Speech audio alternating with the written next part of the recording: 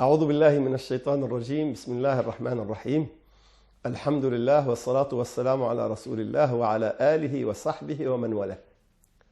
Chers téléspectateurs, Assalamu alaikum wa rahmatullahi ta'ala wa barakatuh. Nous allons, Inch'Allah, continuer ensemble avec beaucoup de plaisir notre chemin vers notre objectif Al-Firdaus. Nous avons vu la dernière fois que nous avons des leviers, nous avons des axes qui peuvent nous aider à nous maintenir dans le droit chemin. Et nous avons parlé du premier levier, celui de la crainte du châtiment de Dieu dans l'au-delà, mais la crainte aussi du châtiment de Dieu, des épreuves de Dieu ici-bas.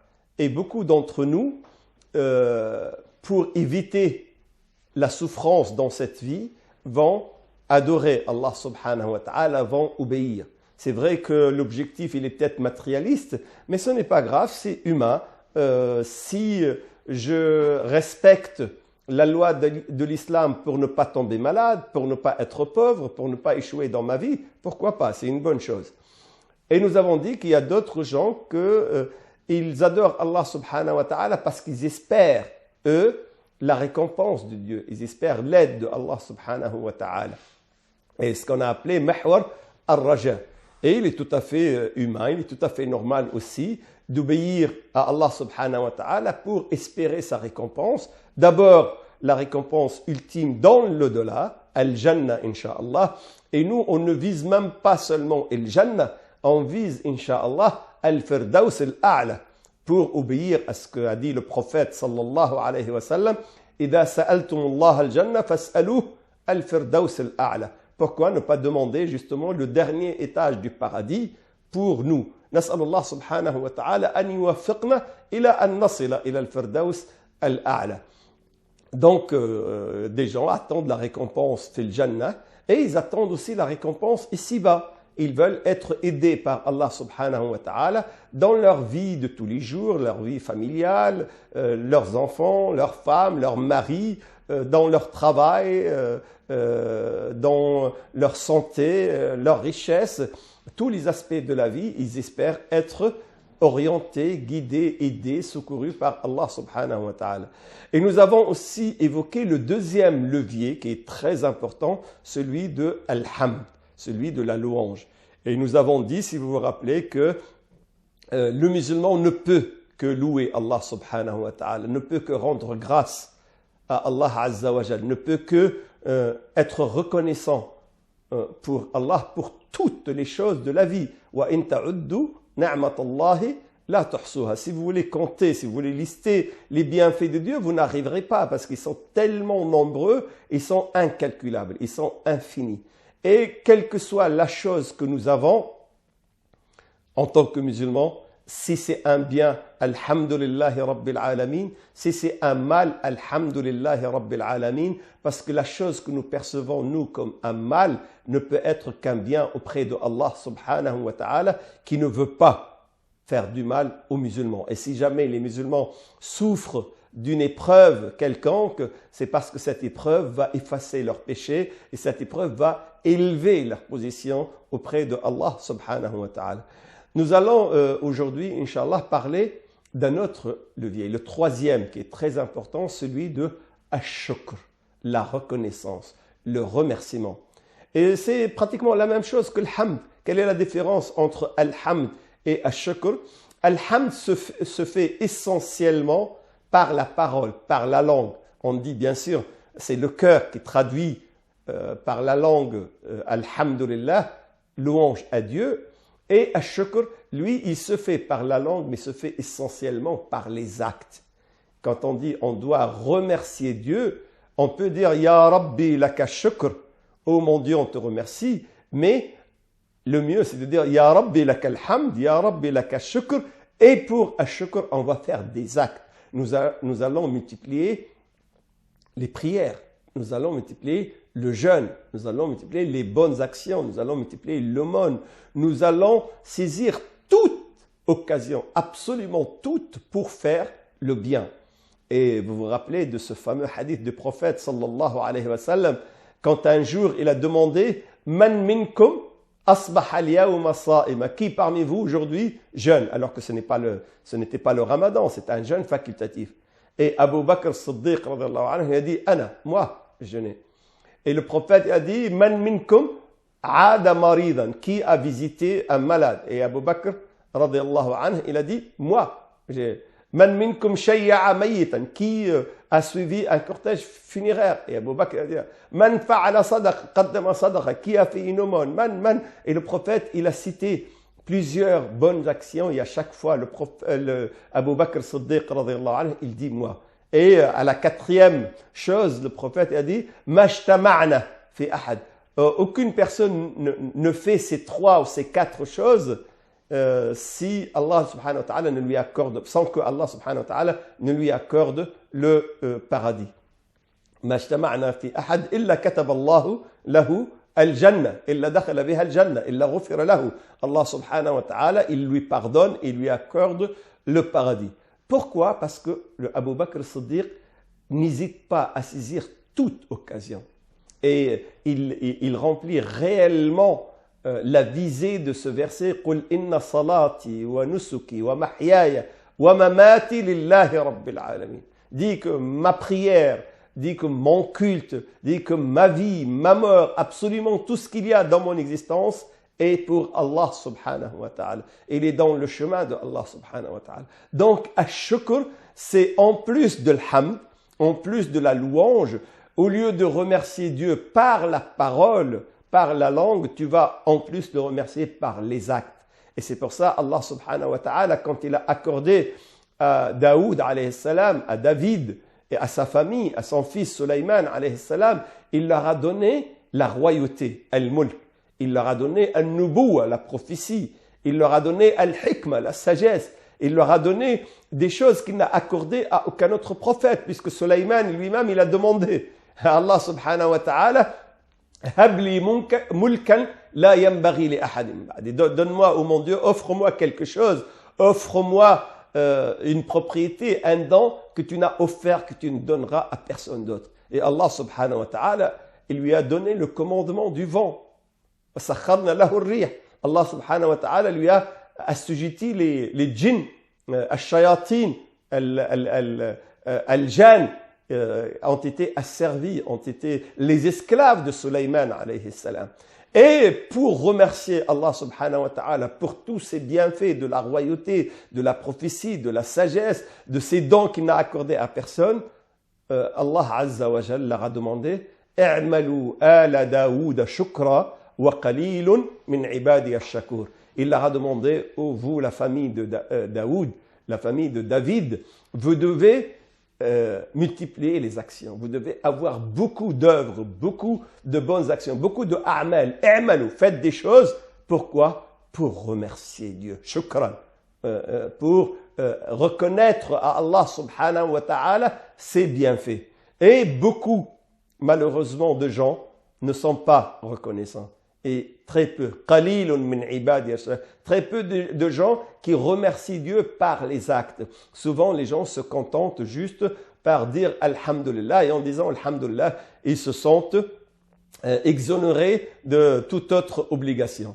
Mais Allah subhanahu wa ta'ala nous dit, vous avez un autre levier, vous avez autre chose qui peut vous pousser à adorer, qui peut vous pousser à respecter les préceptes, qui veut vous pousser à vous rapprocher de Allah subhanahu wa ta'ala, c'est celui de la reconnaissance par les actes. Et c'est pour ça que nous avons même une prière, nous avons une salat qu'on appelle salat al-shukr. Quand on t'apprend une bonne nouvelle, quand tu as un nouveau-né, quand tu as eu un diplôme, quand tu as eu un nouveau travail, quand tu as eu une prime, quand on t'annonce quelque chose de bénéfique, la moindre des choses, c'est de penser que si tu as eu ce bienfait, c'est grâce à Allah subhanahu wa ta'ala, et tu cours à ton tapis, à ta prière pour faire 2 rak'at ou plus, shukran lillahi azza wa jal, qu'on appelle salat al-shukr, la prière du remerciement. Mais tu peux remercier Allah subhanahu wa ta'ala pour ta guérison, donc tu peux offrir à des pauvres, à des nécessiteux, à des gens qui sont dans le besoin. Et les gens qui sont dans le besoin, parfois, ils sont juste à côté de toi, mais tu ne le vois pas. Il y a des étudiants qui sont en train de poursuivre leurs études, ils sont réellement dans le besoin, mais comme ils sont dignes, ils ne vont pas demander de l'aide. Tu les côtoies, tu fais la prière avec eux, tu les salues, mais tu ne sais pas qu'ils ont besoin. Et parfois, ils ont même besoin de repas, ils ont besoin de beaucoup de choses. Donc, tu vas donner à manger, tu vas offrir, tu vas faire une réception, tu vas faire un don à des gens pour remercier Allah subhanahu wa ta'ala de cette guérison. Parce qu'Allah subhanahu wa ta'ala t'a guéri. Tu vas aller accomplir un acte méritoire, faire un i'tikaf, qiyam layl, tu vas jeûner une journée pour remercier Allah subhanahu wa ta'ala parce qu'il a exaucé un de tes vœux, parce que ton fils a réussi, parce que ta fille s'est mariée avec quelqu'un de convenable, parce que ta femme est une femme obéissante, parce que ta maison elle a échappé à l'incendie, tes voisins ont eu le feu et toi, tu n'as pas eu le feu. Et tu dis, Alhamdulillah, voilà, je vais remercier Allah subhanahu wa ta'ala. Si jamais j'ai eu le feu chez moi, j'aurais dépensé, je ne sais pas, 500 euros, 1000 euros pour réparer, eh bien, je vais donner cette somme ou près de cette somme pour des œuvres charitables, pour la Palestine, pour les gens qui sont dans la famine, les gens qui sont dans la nécessité, dans le besoin. Je vais prendre en charge un orphelin, je vais prendre en charge un étudiant, je vais aider un jeune à se marier, je vais aider une personne âgée à accomplir son pèlerinage ou à l'Umrah. Donc tu vas multiplier ces bonnes actions dans l'objectif de quoi? Dans l'objectif de plaire à Allah subhanahu wa ta'ala et surtout dans l'objectif de le remercier, de lui témoigner ta reconnaissance à shukr. Et là, à shukr, c'est accomplir des actes. Al-qiyam bi'a'mal من أجل حمد الله سبحانه وتعالى بالعمل فإذا حمدت الله بالعمل فقد شكرته الحمد باللسان والشكر بالعمل نسأل الله سبحانه وتعالى أن نكون من الشاكرين وسوف نعود إن شاء الله بعد الفاصل après la pause إن شاء الله nous allons continuer à parler des autres leviers والسلام عليكم بسم الله الرحمن الرحيم.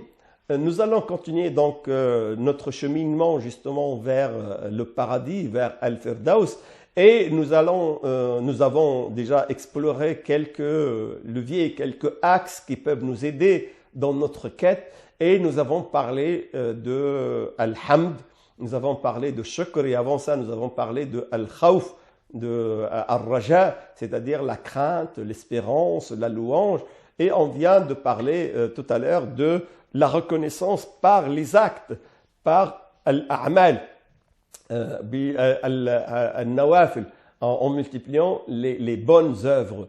Et il n'y a pas une chose qui est réellement acceptée, aimée, préférée par Allah subhanahu wa ta'ala plus que les actes d'adoration, surtout les actes qui sont dirigés et qui ont pour cible, pour sujet d'autres gens.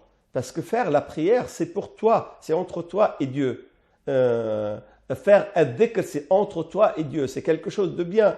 Faire le jeûne, c'est entre toi et Dieu, c'est bien pour toi, c'est bien pour Dieu. Même si le jeûne, il va générer en toi le sentiment de privation, tu vas sentir quand les autres ont faim, quand les autres ont soif, et ça risque aussi de t'aider à partager avec eux cette souffrance et être beaucoup plus généreux pour donner.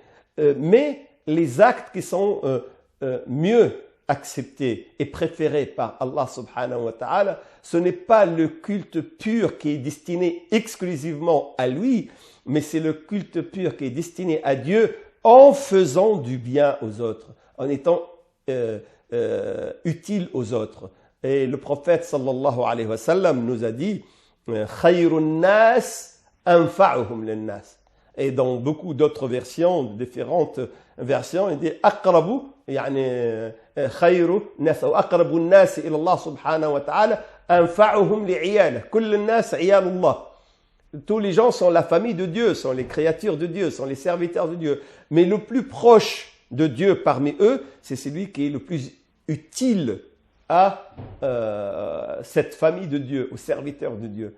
Donc quand on dit ash-shukr, c'est faire des actes, faire des actions, accomplir des œuvres essentiellement pour plaire, bien sûr, à Dieu, mais pour soulager la souffrance des autres, pour aider les autres, pour être au service des autres.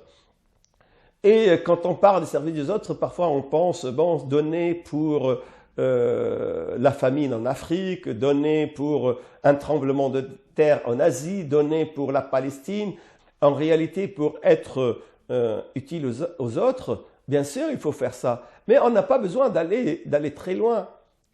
Quand ton mari rentre et que toi, tu as passé la journée à t'occuper de la maison, t'occuper des enfants, tu as envoyé les enfants à l'école, tu les as préparés, tu as préparé à manger à ton mari, tu lui as servi à manger. Quand il rentre, il trouve le repos, il trouve le sourire sur tes lèvres. Ça, c'est un acte méritoire. Ça, c'est un acte de remerciement. Parce que c'était agréable à ton mari, c'était agréable à Allah subhanahu wa ta'ala.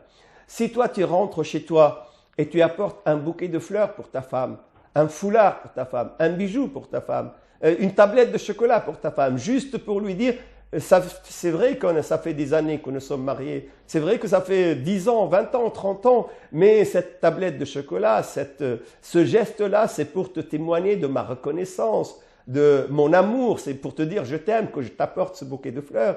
Bien sûr, tu vas faire un sourire, tu vas rentrer le sourire dans le cœur de ta femme et tu vas plaire à ta femme. Et si tu vas plaire à ta femme par cet acte-là, tu vas plaire à Allah subhanahu wa ta'ala. C'est un acte de remerciement.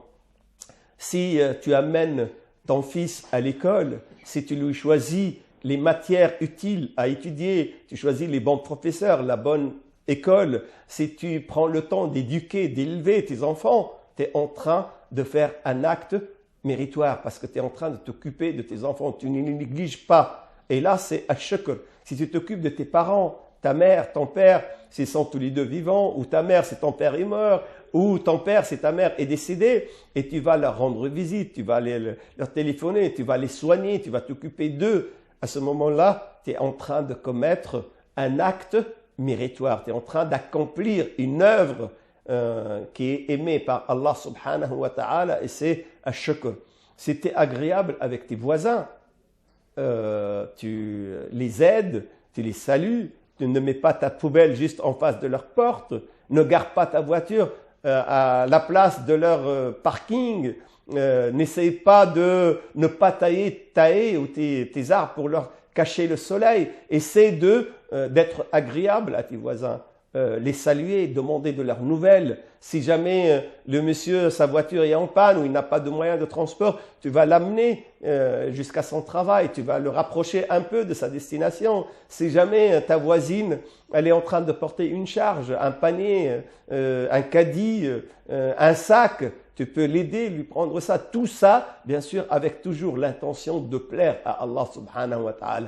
Cet acte d'aide pour tes voisins, pour une personne âgée, pour quelqu'un que tu croises, à qui tu vas traverser la route parce qu'il a besoin justement que quelqu'un l'aide. Si tu aides un malentendant, un non-voyant, tous ces actes-là, ce sont des actes de remerciement, de shukr. Et quand Allah subhanahu wa ta'ala, il dit « A'malu ala Daouda shukra », c'est-à-dire ne négligez aucune action, surtout si cette action est destinée à aider les autres, à soulager la souffrance des autres. Donc on peut autour de nous, avec nos épouses, avec nos époux, avec nos enfants, avec nos parents, avec nos voisins, avec nos collègues, si toi tu es un responsable quelque part dans une administration, dans une école, dans une institution, dans une usine, et tu as un certain pouvoir, même si ce pouvoir n'est pas très important, mais tu as quand même une certaine autorité, et tu peux user de cette autorité pour aider un ouvrier, pour aider